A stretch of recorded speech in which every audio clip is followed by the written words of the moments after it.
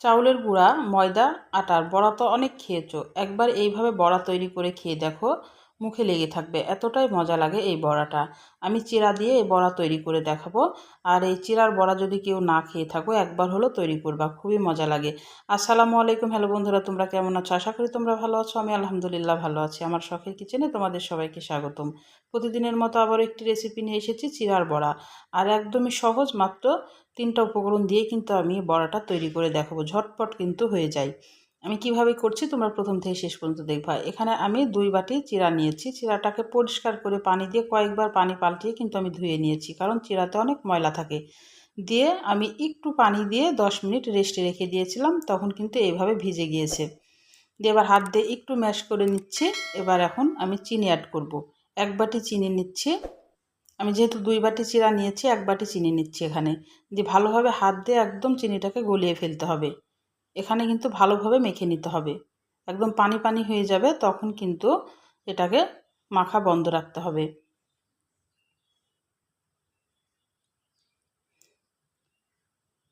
চিনিটা যখন গলে আসবে, হাত দিয়ে মেখে নিয়ে আমি এই পর্যায়ে একটু বাইন্ডিংয়ের জন্যে আমি ময়দা অ্যাড করব।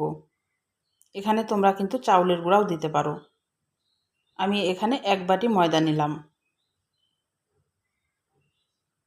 দিয়ে এবার ভালোভাবে মেখে নিতে হবে। এখানে কিন্তু কোনো পানি ইউজ করা যাবে না, কারণ পানি লাগবে না। যদি লাগে এক আধটুক তাহলে কিন্তু দিতে পারো, কিন্তু আমার পানি লাগবে না, কারণ চিনিতে অনেক পানি বের হয়েছে।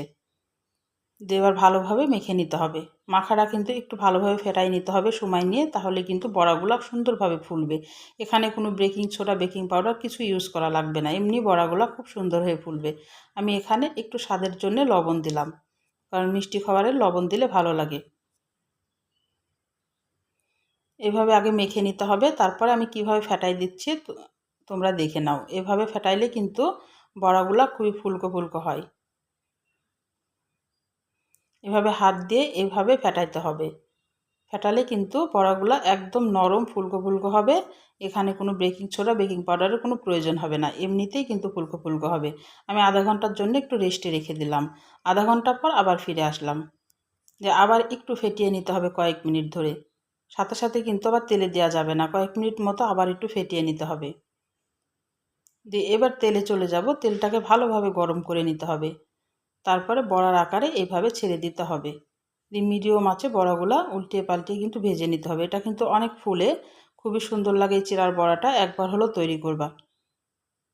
আর চাউলের গুঁড়া, ময়দা, আটার তো বড়া অনেক খেয়েছো, একবার চিড়ার বড়াটা খেয়ে দেখো, মুখে কিন্তু লেগে থাকবে, এতটাই মজা লাগে। আমি একে একে বড়গুলা ছেড়ে দিচ্ছি। আর একদমই সহজ আর ঝটপট কিন্তু হয়ে যায়।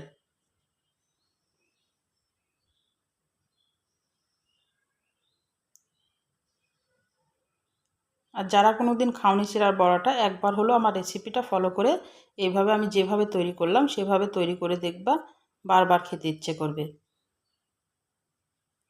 এটা কিন্তু মিডিয়াম আঁচে কিন্তু ভেজে নিতে হবে।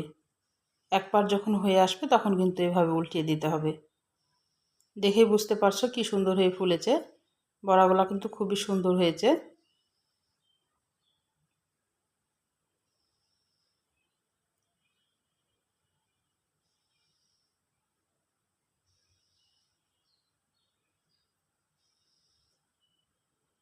এভাবে উল্টে পাল্টে একটু লাল করে ভেজে নিতে হবে।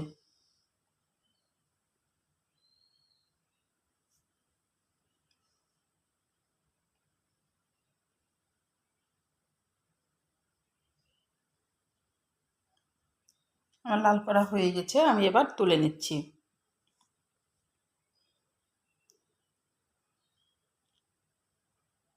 আমি আবার আর এক ব্যাচ ভেজে নিচ্ছি।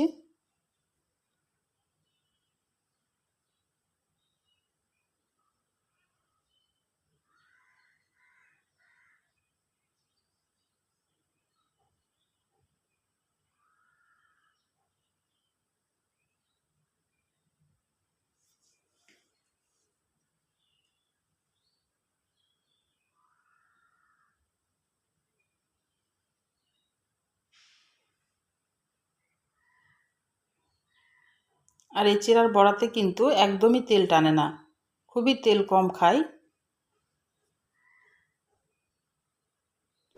এগুলোও কিন্তু আমি উল্টে পাল্টে লাল করে ভেজে নেব। দেখে বুঝতে পারছো যে কিভাবে ফুলেছে বড়াগুলা।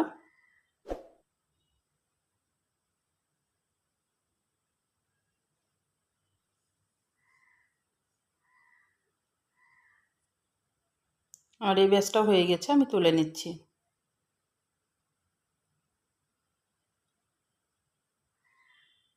তাহলে আমার রান্নার যদি কোনো অংশে তোমাদের ভালো লাগে, প্লিজ আমার চ্যানেলটাকে সাবস্ক্রাইব করে দিও, একটা লাইক দিয়ে রান্নাটা দেখা শুরু করে ছোট্ট একটা কমেন্ট করে জানাই আমার রান্নাগুলো কেমন লাগে।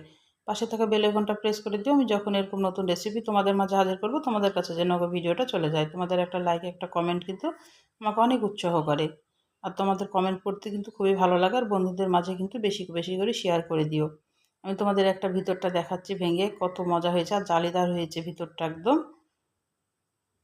তাহলে আজকের মতো বিদায় নিচ্ছি। তোমরা সুস্থ থাকো, ভালো থাকো, আবার কোনো নতুন রেসিপির সাথে হাজির হবো। আল্লাহ হাফেজ।